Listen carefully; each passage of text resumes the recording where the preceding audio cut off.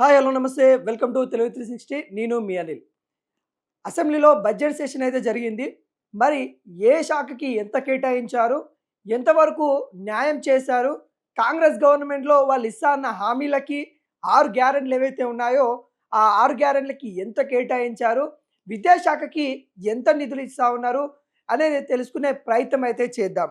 ముఖ్యంగా ఈ బడ్జెట్ సెషన్‌లో దాదాపుగా 3,04,965 కోట్లతోనైతే బడ్జెట్ అయితే మరి పెట్టడం అయితే జరిగింది.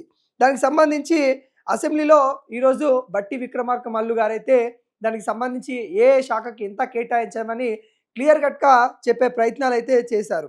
మరి నిజంగా వాళ్ళు ఈ అమౌంట్ ఎంతవరకు న్యాయపరిచారు?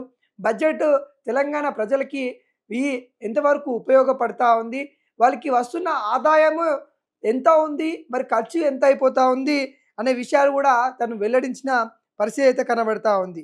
ఏదైతే 2025-26 బడ్జెట్ అంచనా వ్యయంగా దాదాపుగా 3,04,965 కోట్ల రూపాయలు అయితే అంచనా వ్యయంగా అయితే వేయడం అయితే జరిగింది.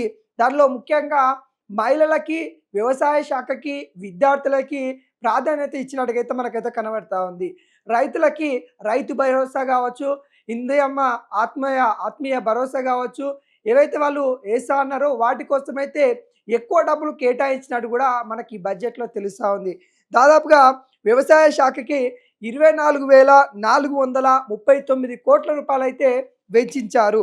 అదేవిధంగా పశువు అంటే వ్యవసాయంలోకి సంబంధించిందే కాబట్టి పశు సంవర్ధక శాఖకు కూడా దాదాపుగా 1,674 కోట్ల రూపాయలు అయితే వెచ్చించారు. అదేవిధంగా పౌర సరఫరా శాఖకైతే దాదాపుగా 5,734 కోట్ల రూపాయలు వెచ్చించినట్టు కూడా తెలుస్తూ ఉంది. ఇక మనం మాట్లాడుకోవాల్సింది విద్యాశాఖకు కూడా అదేవిధంగా కేటాయించారు. 23,108 కోట్ల రూపాయలు అయితే విద్యాశాఖకు అయితే కేటాయించిన పరిస్థితి అయితే కనబడతా ఉంది. గతం కంటే మెరుగైన దిశగానే వెళ్తా ఉంది అన్నట్టు కూడా చెప్పచ్చు. గతంలో మరీ దారుణంగా మనం చూసుకున్నట్లయితే విద్యా వ్యవస్థకి గతంలో చాలా తక్కువ అంటే 7 to 8% కేటాయించారు. ఎడ్యుకేషన్కి చాలా అన్యాయం చేసిరని కూడా మనం చాలాసార్లు కూడా మాట్లాడుకున్నాము. అదేవిధంగా ఇప్పుడు ఆ విధంగా కాకుండా వాళ్ళు ఎడ్యుకేషన్కి సంబంధించి కావచ్చు, లేకుంటే ఈ వైద్యానికి విద్యకు కావచ్చు అని చాలా ప్రాధాన్యత ఇచ్చినట్టు కూడా కనబడతా ఉంది. అదేవిధంగా ఇక కార్మిక ఉపాధి కల్పించడము, ఉపాధి హామీ పథకం కింద కూడా మరి దాదాపుగా 900 కోట్ల రూపాయలు కూడా కేటాయించారు. పంచాయత్ రాజ్ గ్రామీణ అభివృద్ధి కింద 31,605 కోట్ల రూపాయలు కూడా వెచ్చించడం అయితే జరిగింది. అదేవిధంగా మహిళల గురించి కూడా కాంగ్రెస్ గవర్నమెంట్ ఆలోచిస్తూ ఉంది. మహిళలకి సంక్షేమ దిశగా వెళ్ళడానికి మహిళల కోసము క్యాంటీన్లు కావచ్చు, లేకుంటే మహిళలకి వాళ్ళు ఇస్తా అన్న గ్యారెంటీలు కావచ్చు, వాటి కోసం కూడా అధికంగా వెచ్చించండి అన్నట్టు కూడా మనకు చెప్పుకోవచ్చు. మహిళా శిశు సంరక్షణకైతే దాదాపుగా 2,862 కోట్ల రూపాయలు కూడా ఇవ్వడం అయితే జరిగింది.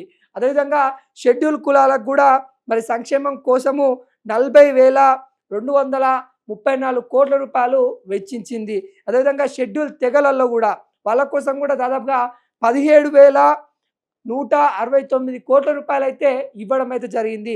ఇక్కడ షెడ్యూల్ కులాల గురించి కూడా చాలా ఆలోచించినట్టు కూడా కనబడుతుంది. వాళ్ళ సంరక్షణ కోసము, వాళ్ళ యొక్క అభివృద్ధి కోసం అయితే దాదాపుగా బడ్జెట్ అయితే వాళ్ళకి అధికంగా కూడా 40,000 కోట్ల దాకా కూడా పెట్టినట్టు కూడా కనబడతా ఉంది. అదేవిధంగా వెనుకబడిన తరగతుల శాఖకు కూడా దాదాపుగా 11,405 కోట్ల రూపాయలు కూడా వెచ్చించడం అయితే జరిగింది. చేనేత వస్త్రాలకి కానీ, చేనేత రంగానికి అభివృద్ధి దిశగా తీసుకెళ్ళడానికి కూడా చేనేత రంగానికి కూడా దాదాపుగా 371 కోట్ల రూపాయలు అయితే వెచ్చించడం అయితే జరిగింది. ఇక మైనారిటీ సంక్షేమాన్ని గురించి కూడా దాదాపుగా అదేవిధంగా ఎడ్యుకేషన్కి ఏ విధంగా అయితే ఇచ్చారో అదేవిధంగా కూడా మైనారిటీ సంక్షేమకు కూడా దాదాపుగా 3,591 కోట్ల రూపాయలు అయితే ఇవ్వడం అయితే జరిగింది. పారిశ్రమ శాఖకు కూడా 3,527 కోట్ల రూపాయలు అయితే ఇవ్వడం అయితే జరిగింది. అదేవిధంగా ఐటీ కూడా మనం చూసుకోవచ్చు. ఐటీ శాఖకు కూడా 774 కోట్ల రూపాయలు అయితే ఇవ్వడం అయితే జరిగింది. విద్యుత్ శాఖకు కూడా 21,274 కోట్ల రూపాయలైతే ఇవ్వడం అయితే జరిగింది. వైద్య శాఖకు కూడా 12,393 కోట్ల రూపాయలైతే ఇవ్వడం అయితే జరిగింది. మున్సిపల్ పారిశ్రామిక అభివృద్ధి కోసం కూడా 17,677 కోట్లు ఇవ్వడం అయితే జరిగింది. నీటిపారుదల శాఖ కోసము 23,373 కోట్ల రూపాయలు ఇవ్వడం జరిగింది.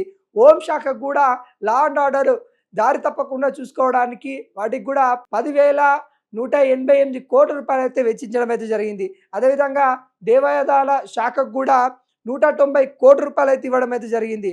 అడవులను పరిరక్షించుకోవడానికి ఆ శాఖకు కూడా 1,023 కోట్ల రూపాయలు అయితే వెచ్చించడం అయితే జరిగింది. క్రీడలను అభివృద్ధి దిశగా క్రీడా శాఖను కూడా అభివృద్ధి చేయాలనే ఉద్దేశంతో దాదాపుగా 465 కోట్ల రూపాయలు కూడా క్రీడా రంగానికి అయితే ఇవ్వడం అయితే జరిగింది. పర్యాటక శాఖకు కూడా 775 కోట్ల రూపాయలు ఇవ్వడం అయితే జరిగింది. రోడ్లు భవనాల శాఖకి 5,907 కోట్ల రూపాయలు అయితే ఇవ్వడం అయితే జరిగింది. మొత్తానికి తెలంగాణ బడ్జెట్ 3,04,965 కోట్ల రూపాయలతోని అంచనా వ్యయంతోనైతే ఇవ్వడం అయితే జరిగింది. కానీ ఇక్కడ కాంగ్రెస్ గవర్నమెంట్ కొన్ని చిన్న చిన్న తప్పిదాలు అయితే కనబడతా ఉన్నాయి. ఏదైతే రైతులకు కానీ వీళ్ళు ఇస్తాన్న గ్యారెంట్లకు కానీ కొంత అన్యాయం జరిగినట్టు కూడా మనకైతే కనబడతా ఉంది. ఈ బడ్జెట్లో వాటి గురించి ఎక్కువ రీచ్ అవ్వలేదు, అంటే ఎక్కువ కూడా వాళ్ళు బడ్జెట్ కేటాయించలేని పరిస్థితి అయితే కనబడతా ఉంది. అత్యల్పంగా కేటాయించినట్టు కూడా కనబడుతుంది. అంటే అత్యల్పంగా అంటే వీళ్ళు ఇస్తా అన్న హామీకి రీచ్ అవ్వని అమౌంట్ ఇస్తూ ఉన్నారు. మరి ఎవరెవరికి ఇస్తారు, మరి కోతలు పెడతారా అనే ఆందోళన కూడా వస్తూ ఉంది. ఎందుకంటే ఎడ్యుకేషన్ కూడా మనం గతంలో కంటే మెరుగైన పెట్టినప్పటికి కూడా మరి అది సరిపోదు.